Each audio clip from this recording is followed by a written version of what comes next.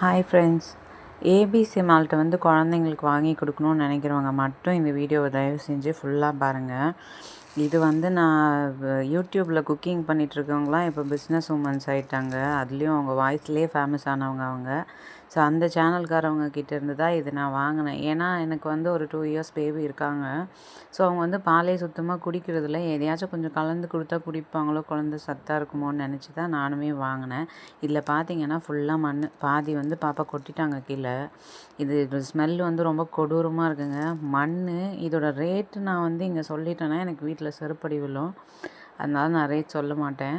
குழந்தைக்கு நல்லதுன்னு நினச்சி வாங்கினேன். இன்னொன்று வந்து இந்த எஸ்எஸ் சைல்ட் கேர்ன்னு சொல்லிட்டு ஒரு டாக்டர் சந்திரசேகர்னு ஒருத்தர் வந்து பேசுவார் இந்த ஏபிசி மால்ட்டெல்லாம் பற்றி. அதை வந்து தயவு செஞ்சு போய் கோத்ரூ பண்ணுங்கள்.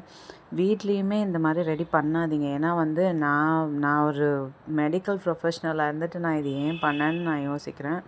ஸோ இருந்தாலும் ஆஸ் அ மதராக நம்ம ஒரு ஓரமாக யோசிப்போம் இல்லையா, குழந்தைக்கு நல்லதாக இருக்குமோ அப்படின்னு. எப்போவுமே வந்து இந்த ஃப்ரெஷ் ஃப்ரூட்ஸில் இருக்கிற அந்த சத்துக்கள் வந்து அது நம்ம வறுத்துட்டோம்னாலோ இல்லை வேக வச்சிட்டோம்னாலோ அது அந்த அளவுக்கு முழுசாக கிடைக்காது.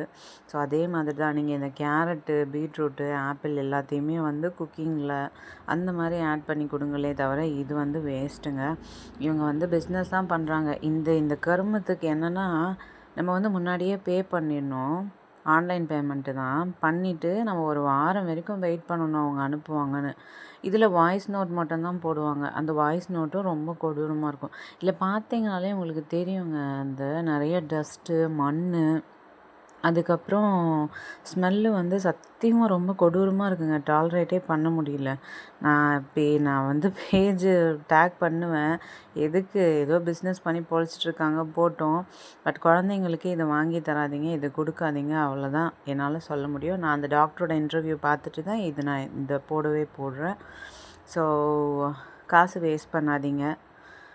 பாலே முடிஞ்ச வரைக்கும் குழந்தைக்கு எப்படியாச்சும் ட்ரை பண்ணி குடிக்க வைக்க பாருங்கள். தேங்க்யூ.